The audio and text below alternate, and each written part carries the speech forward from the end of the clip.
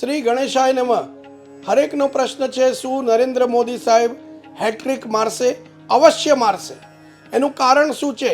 રૂચક યોગ, લક્ષ્મી યોગ અને ગજ કેસરી યોગ, તદુપરાંત નીચ ભંગ રાજયોગ.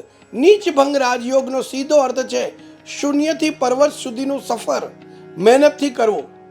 નરેન્દ્ર મોદી સાહેબ ન કેવલ આવશે, મેજોરિટીથી આવશે, અને જે અપોઝિશન ઇન્ડિયા કરીને સામે છે એ કંઈ પણ કરી શકવાના નથી. સાથે સાથે નીતિશ કુમાર પણ કંઈ આમાં વધારે પ્રભાવ પાડી શકશે નહીં વિક્ટરીમાં. હા, મમતા બેનર્જી પોતાના સ્ટેટમાં જરૂરથી પાછા આવશે.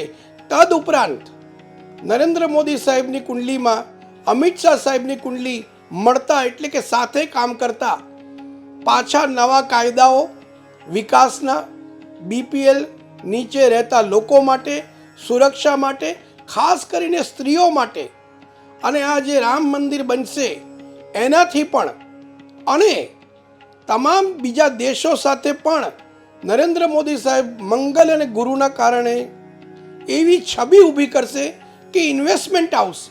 ઇન્વેસ્ટમેન્ટ આવશે એટલે બેરોજગારી દૂર થશે. પણ નરેન્દ્ર મોદી સાહેબે હેટ્રિક તો મારશે જ, પણ મોંઘવારી પર અંકુશ રાખવાની અત્યંત જરૂર છે, અને એક સ્માર્ટ ઇન્ડિયા આપને દેખાશે.